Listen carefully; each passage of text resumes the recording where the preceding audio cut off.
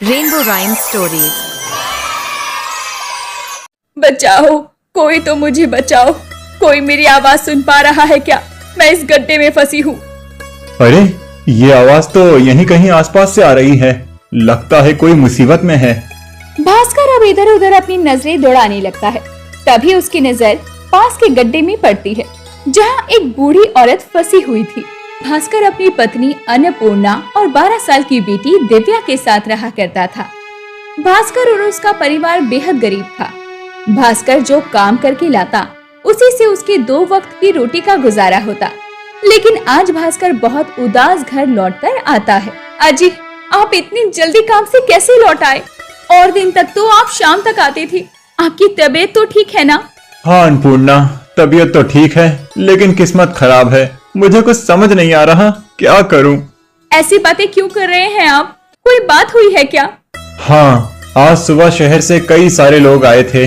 उन्होंने सरपंच जी के गोदाम में जांच पड़ताल की और उसके बाद गोदाम में ताला लगा दिया। वो लोग कह रहे थे कि सरपंच जी मिलावटी मसाला बेच रहे हैं। इसका मतलब कि आपका काम छूट गया। हे प्रभु, गांव के आधे लोग तो सरपंच जी के गोदाम में काम करके 2 वक्त की रोटी का गुजारा कर लेते थे। अब गोदाम ही बंद हो गया तो हम गरीबों का क्या होगा? यही सोच सोचकर मैं परेशान हो रहा हूँ। मुझे कुछ समझ नहीं आ रहा, लेकिन मुझे मेरे भोलेनाथ पर पूरा भरोसा है, वो सब ठीक करेंगे। अजी, आज घर में अन्न का एक दाना भी नहीं है। मेरा नाम अन्नपूर्णा जरूर है, लेकिन मैं भी अन्न की पूर्ति नहीं कर सकती।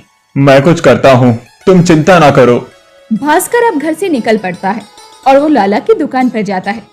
लेकिन लाला भास्कर को पिछला पैसा उधार होने की वजह से राशन नहीं देता। अब वो इधर उधर भटकता है, लेकिन उसके हाथ कुछ नहीं लगता और फिर से भास्कर उदास होकर घर आता है। क्या हुआ, खाली हाथ लौट आए? कोई बात नहीं, मैं अभी झुमरी काकी से चावल और आटा लेकर आई हूँ। आज का इंतजाम हो जाएगा, कल के बारे में कल सोचेंगे।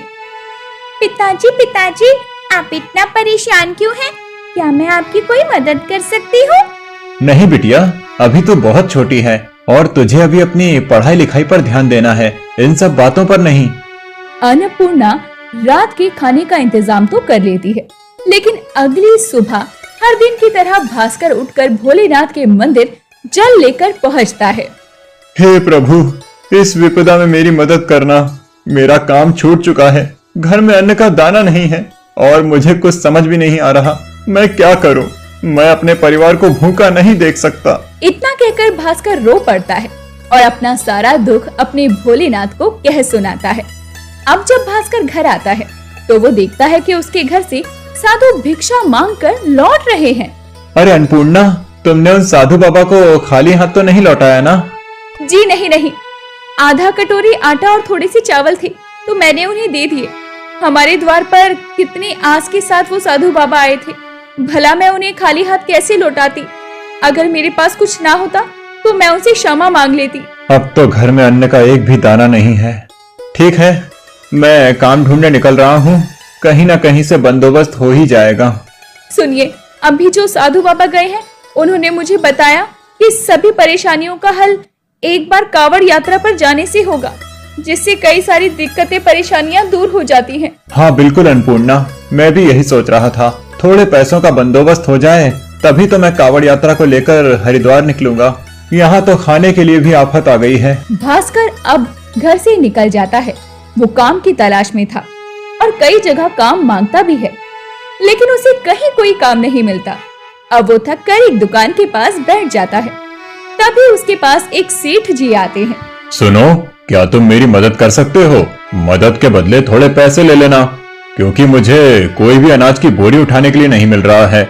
मुझे यही कुछ 20 से 30 बोरियां गाड़ी में लोड करवानी हैं। हाँ साहब, जरूर, मैं अभी आपकी अनाज की बोरियां गाड़ी में लाद देता हूँ।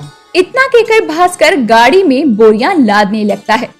कुछ ही समय में अनाज की बोरियों को वो गाड़ी में लाद देता है। सेठ भी खुशी से भास्कर को 500 रुपए देते हैं, जिसे देखकर भास्कर खुद से कहता है, चलो आज के खाने का बंदोबस्त तो हो गया और साथ में हरिद्वार जाने का भी बंदोबस्त। क्या तुम हरिद्वार जा रहे हो? अरे वाह, क्या बात है।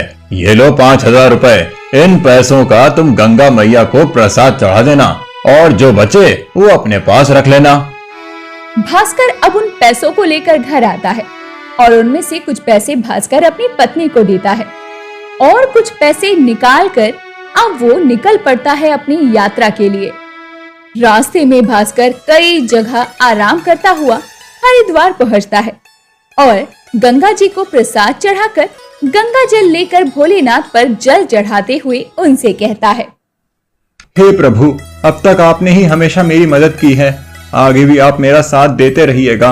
आज मैं यहाँ बस आपकी वजह से आया हूँ, वरना कल तो मैंने सोचा भी नहीं था कि मैं आपको जल चढ़ाने इतनी दूर आ पाऊंगा। अपने इस गरीब कांवड़िया भक्त के हाथों से जल स्वीकार करें प्रभु, जल स्वीकार करें। अब भास्कर जल चढ़ाकर घर की तरफ लौट रहा होता है। वो थका हुआ था और एक पेड़ के नीचे अपनी कावड़ टहनी पर टांग कर बैठ जाता है। तभी उसके कानों में एक आवाज आती है, बचाओ, कोई तो मुझे बचाओ, कोई मेरी आवाज सुन पा रहा है क्या? मैं इस गड्ढे में फंसी हूँ। अरे, ये आवाज तो यहीं कहीं आसपास से आ रही है, लगता है कोई मुसीबत में है। भास्कर अब इधर उधर अपनी नजरें दौड़ाने लगता है। तभी उसकी नजर पास के गड्ढे में पड़ती है, जहाँ एक बूढ़ी औरत फंसी हुई थी। अरे अम्मा, इतनी सुनसान जगह पर आप क्या कर रही हैं? पहले आप इस गड्ढे से बाहर आइए।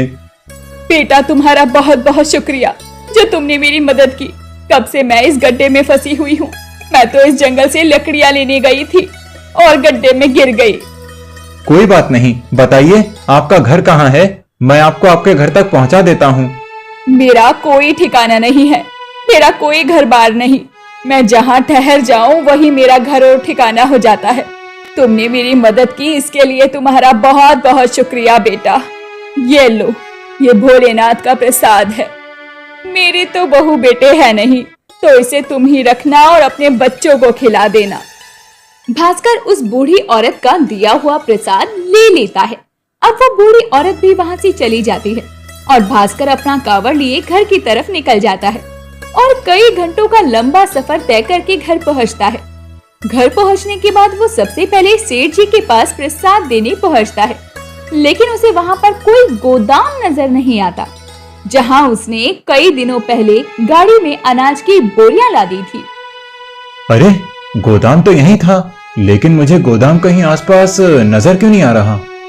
अब भास्कर पास की चाय की दुकान पर चाय बना रही एक काकी से पूछता है, अरे काकी, यहाँ पर जो गोदाम था वो कहाँ गया? मैंने यहाँ पर कुछ दिन पहले कई सारी अनाज की बोरियां गाड़ी में लादी थीं और अब मैं यहाँ पर आया हूँ तो वो गोदाम मुझे कहीं दिखाई नहीं दे रहा। अरे बावड़ा हो गया है क्या? यहाँ कोई गोदाम कभी भी नहीं था और तू किस गोदाम की बात कर रहा है? अरे नहीं नहीं, यहाँ कोई गोदाम नहीं है, लगता है कोई सपना देख लिया होगा तूने बेटा। नहीं नहीं, सच में काकी, यहाँ पर कुछ दिन पहले गोदाम था, मैंने उस गोदाम से अनाज की बोरियां ला दी हैं। भास्कर भी घर जाकर अपनी पत्नी अन्नपूर्णा को सारी बात बताता है। अन्नपूर्णा भी ये बातें बहुत अजीब है, इसी बात की हाँ में हाँ मिलाती है। तभी भास्कर अन्नपूर्णा से उस बूढ़ी औरत का दिया हुआ प्रसाद का नारियल तोड़ने को कहता है। उस थैली में कई सारे नारियल थे। जब अन्नपूर्णा उस नारियल को तोड़ती है तो उसमें से पैसे, सोने चांदी के सिक्के मिलते हैं और ये देखकर अन्नपूर्णा और भास्कर दोनों ही हैरान रह जाते हैं। पहले मुझे गोदाम का दिखाना, सेठ जी का पैसा देना और मेरी मदद करना, और जब मैं कावड़ यात्रा से लौट रहा था तो उस बूढ़ी अम्मा का मुझे प्रसाद देना और प्रसाद में ये सोने चांदी का निकलना, ये सारी बातें मुझे समझ नहीं आ रही। अरे समझना क्या है, ये सब भोलेनाथ की कृपा है। हम गरीबों पर भोलेनाथ ने धन की वर्षा कर दी है। इतने सारे सोने चांदी मैंने पूरी जिंदगी में कभी नहीं देखे। तुम बिल्कुल ठीक कह रही हो। भोलेनाथ का पहले मेरी मदद करना, फिर इस गरीब की कावड़ यात्रा, सब कुछ भोलेनाथ की कृपा की वजह से हो पाया है। वरना जहाँ एक दिन पहले तक हम दाने दाने को मोहताज थे, वहाँ मैं कावड़ यात्रा लेकर हरिद्वार जाने की सोच भी कैसे सकता था। हे प्रभु, सच में आपने इस गरीब पर इतना बड़ा उपकार किया है। हाँ प्रभु, आपका हम किस तरह धन्यवाद करें हमें समझ नहीं आ रहा। सच में भोले तो भोले हैं, वो अपने भक्त को कभी भी कष्ट में नहीं देख सकते। गरीब भास्कर की कावड़ यात्रा वो कभी नहीं भूल पाता।